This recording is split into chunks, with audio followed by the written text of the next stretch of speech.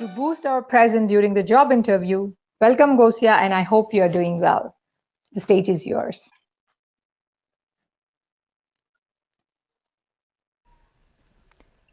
"20 seconds. That's how long it takes you to wash your hands, Usain Bolt to run 200 meters, and an interviewer to decide whether or not to hire you." Professor Frank Barnieri once ran a study to see what all successful candidates had in common. So he got those professionally trained interviewers to interview 60 candidates. And then he spent hours and hours watching the recorded interviews. And he didn't find anything. Not a single thing that all successful candidates had in common. Disappointing, huh? So then one of his students, Tricia Prickett, said, "Professor, can I have a look at those tapes? Do you know how they say that it takes only seconds to make a first impression? I'd like to see if there's any truth to that." And Professor Barnieri said, "Yeah, sure, be my guest." So she went away and showed the first 20 seconds of each interview to observers that had zero experience in interviewing or hiring people, and asked them to predict if a candidate would be hired or not. And then she compared their predictions with the decisions of the professionally trained interviewers who spent 20 minutes questioning the candidates. And you know what?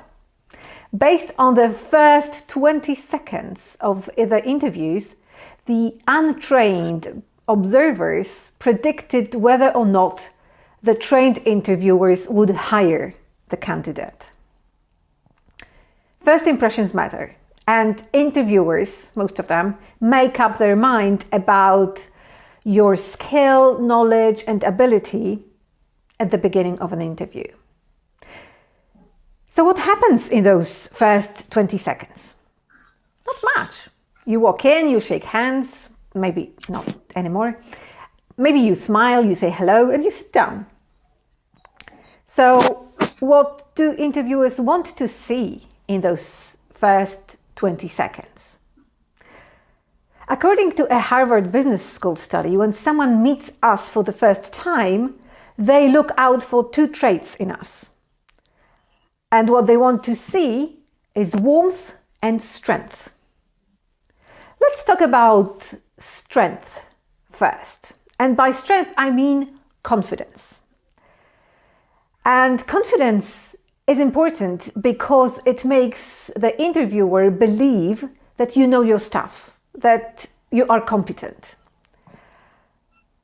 But confidence is not enough. Confidence alone will not get the interviewer to trust you. And without trust, you will not create a connection. So to gain the interviewer's trust, you need warmth. You need to be seen as likable. Someone that the interviewer would like to hang out with after work. Warmth helps you connect with the other person and build a relationship.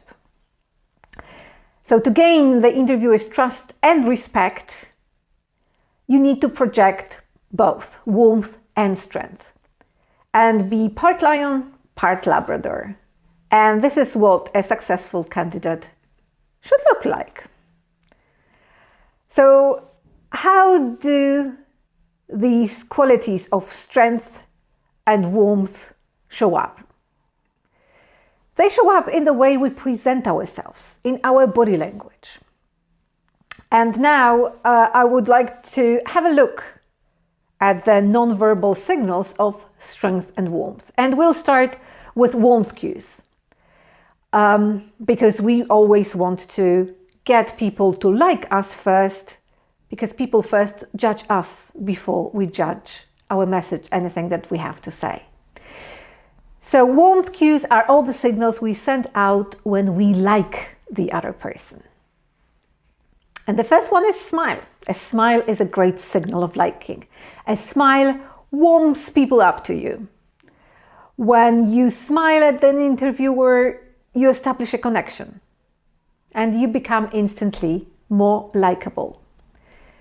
The second sign of warmth is eye contact. We project warmth when we look at people, especially when they speak. So make sure that you look at the interviewers, and I mean all of them, because you never know who in the room makes the final hiring decision, and you want to include everyone. We normally look at others for 60-70% of the time. It's a bit different in virtual interviews. People expect more eye contact when we are on camera. It's like TV. And presenters, we don't like presenters to go like this. So it's very similar in a virtual meeting. So look at people, or look at the camera lens most of the time, and glance at the screen every now and again, just to see how what you are saying is landing. The third way we can signal warmth is to show cues of empathetic listening. What are they? Look at the picture. Michelle Obama and Oprah Winfrey display so many of them. Open body language, head tilts, and probably head nods as well, leaning into the other person. And facial feedback. Facial feedback is really important. And facial feedback is about showing emotions in your face, especially when your interviewer is a woman. Women take a lot of cues about how a conversation is going from the other person's face. And it's very disconcerting for a woman to see someone who has a poker face and doesn't show any emotions. So these are the signals of warmth. Now let's look at the signals of strength. When we project strength, we show the interviewer that we have confidence in our skills, knowledge, and expertise. And in the animal kingdom, of which we are part, strength is about three things: space, stir, and stillness. So let's take a look at the space first. To show strength, animals take up a lot of space. Cobras spread their hoods. Pufferfish, well, they puff up. Gorillas stand on their hind legs and pound their chests. And we pretty much do the same thing. We take up a lot of space. Confident people take up a lot of space. Insecure people do the opposite. So how can we take up more space? First of all, we can take up more space but by standing tall. Good posture projects strength. So if you need to stand in the reception area while waiting for the interviewer to arrive, try this. And you can do it together with me right now. Stand with your feet about shoulder width apart, keeping your knees soft. Put equal weight on both feet. Straighten up by letting your shoulder blades slide down your back. Open up your chest. Let the arms fall by your sides. Relax your shoulders. Keep your head level. Imagine you have a crown on your head and you don't want it to slide down.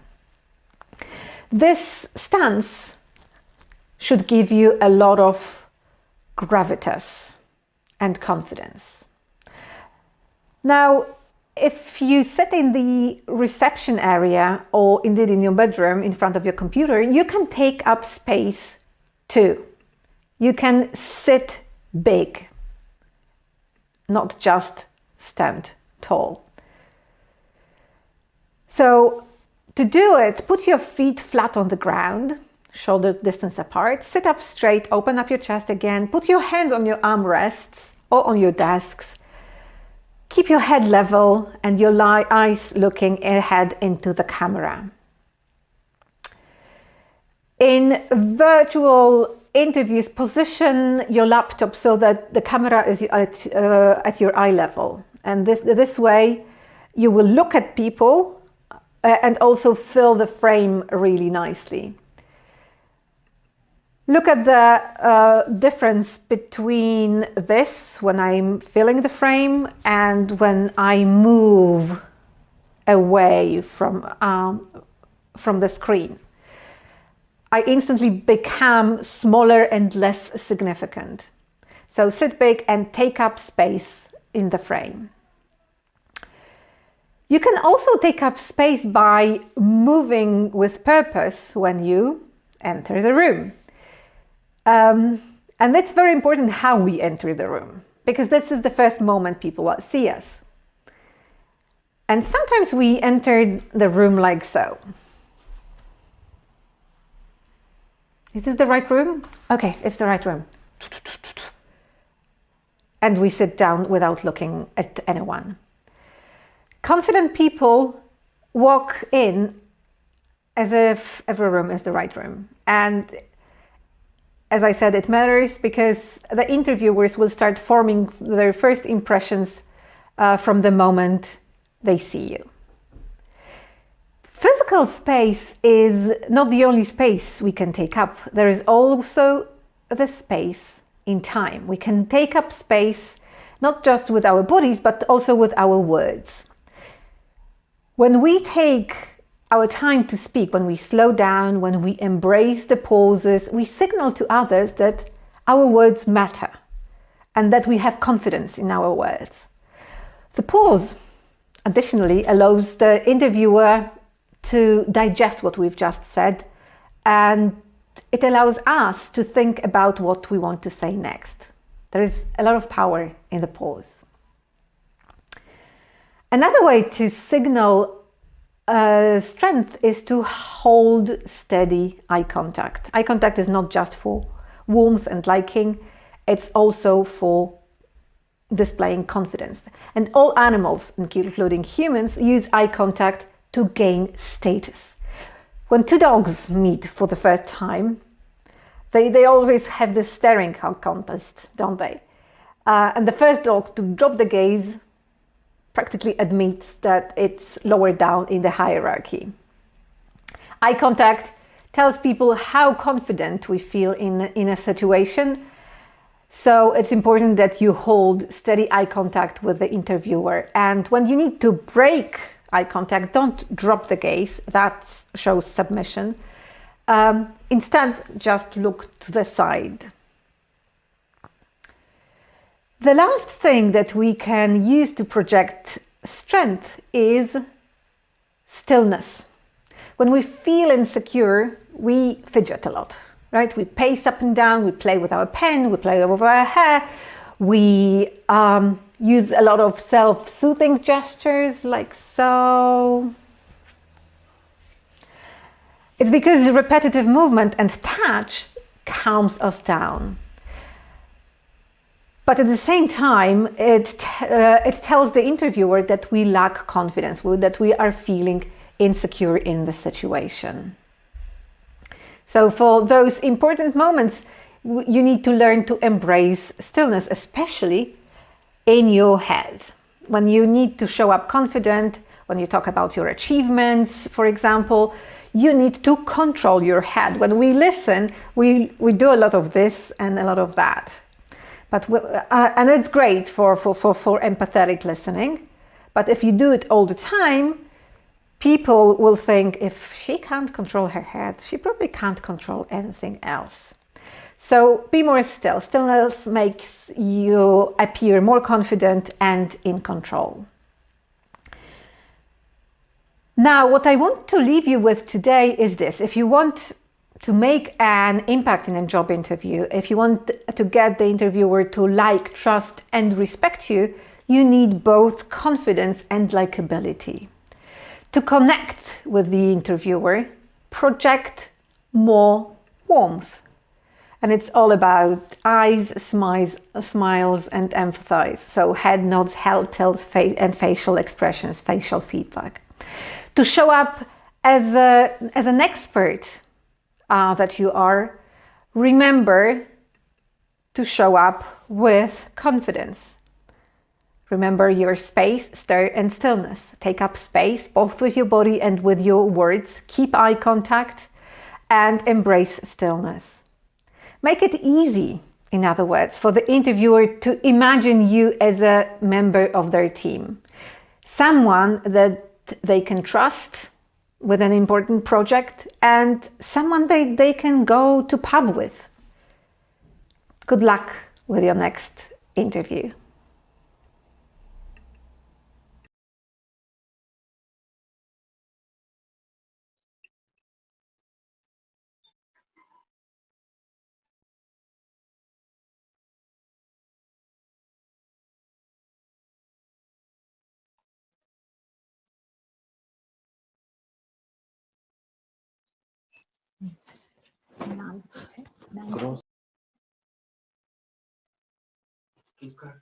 Hi.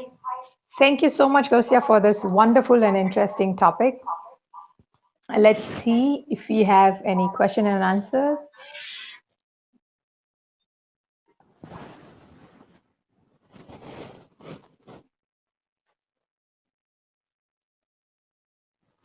Just a sec.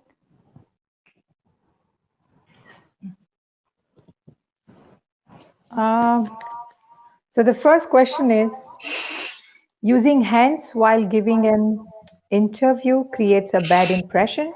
That's a question. It doesn't, unless there is something wrong about the hand gestures that you use when they're very repetitive and they don't emphasize what the points that you are saying. When you use your hands the way you use them when speaking with friends, that's brilliant, because it helps the interviewer understand better what you are saying, and also the interviewer remembers up to 40% more when you use your hands. On screen, remember not to use your gestures too fast, because there is a lag and we can make people dizzy when we use our hands very fast. And remember not to position them too close to the camera, because then they get huge. But by all means, use hand gestures. We all use hand gestures to emphasize our points, and that's always a good idea. Cool. Thank you so much. The next question is from Prerika Jain. What are the points to be kept in mind while giving a virtual interview? Because of the pandemic, most of the interviews are virtual. I've already made some references to how to present ourselves on camera. We need to remember to be the most important thing in the frame. So we need to frame ourselves well, so that we are right in the middle and our camera is positioned at eye level. We need to remember to have a fairly plain background. Just a bit of wall will do. And we need to remember to look into the camera, obviously, because that gives the interviewer an impression that we are looking at them. Because when I'm looking at you, Urvashi, now, so you have an impression that I'm looking at the camera. Sorry. So you have an impression that I'm looking at you. If I'm actually looking at you, you are probably wondering, is she checking her email? What's going on? So this, if we want to have a connection with the interviewer, we should be looking into the camera lens. Cool. Yeah, that's a very important tip. Thank you. Next question is from Rabra. How can I show a good facial expression where the interview is in person and I have to wear a mask on the interview? Okay, that's a brilliant question. Yes, we have lost a lot of expressiveness because we now have to cover our faces. And there is a lot of expressiveness here, but we have a lot of expressiveness in our eyes, specifically in our brows. When we think about eyes, when we say that, that there is a lot of expressiveness in our eyes, we normally we mean our brows, because our eyes don't do much. Our brows, meanwhile, are very busy expressing our emotions, such as, oh, I'm surprised. I'm not quite sure. Oh, I'm sad. There is a lot going on in our eyes. And the interviewer will see that you are engaged, looking at your eyes, at your eyebrows, and to seem engaged and to be engaging, you need to be really excited about the possibility of working for this company, because all our internal states are visible outside, and it's quite. It takes a lot of practice to engineer them, and instead of so you should make sure that you are excited about your position, the things that you do, and the possibility of working for the company you are applying with. Cool. Thank you. I mean, this is very informative, especially in this pandemic, since all of us are wearing masks all the time. So showing the impression and excitement is equally important. A brilliant question and amazing answer. Thank you, Gosia, for it. Next is from Vijay Kumar. How can we be confident when we are not aware of the interviewer question? How do you mean? When we don't know the answer? I'm not sure if I understand the question correctly.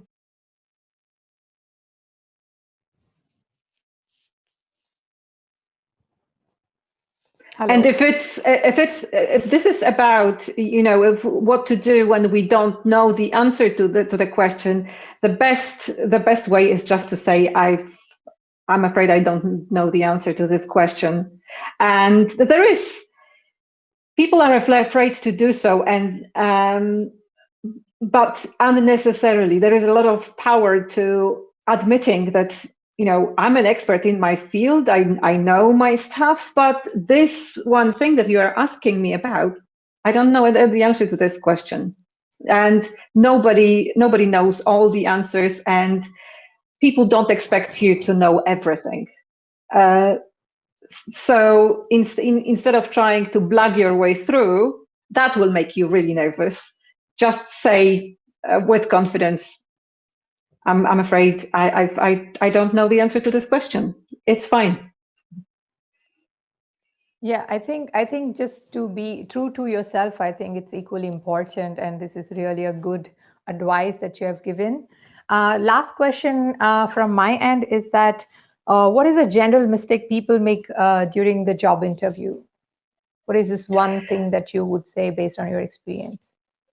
I think the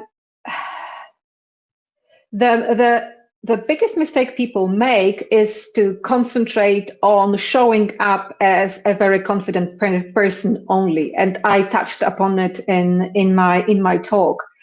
People do look out for signs of confidence to make sure that we are competent, but they want the interview, and they've already seen your CV, right? They know that you are competent, and they wouldn't invite you to an interview otherwise. They invite you to an interview to check if you are a good fit, if you are easy to work with. So by all means, be yourself, your best self, because an interview is a performance. So we want to be the best version of ourselves, someone that people can relate to and they can imagine working with. Cool. Yeah, thank you so much. I think we are done with the questions. So yeah, I would say thank you, especially to you taking your time and giving this wonderful. My pleasure. presentation, and I'm sure this is going to help to a lot of people out there who are looking for a job.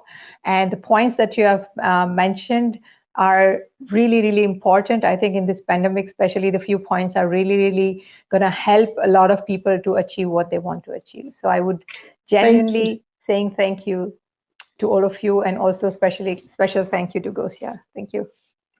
Thank you. It's been a pleasure.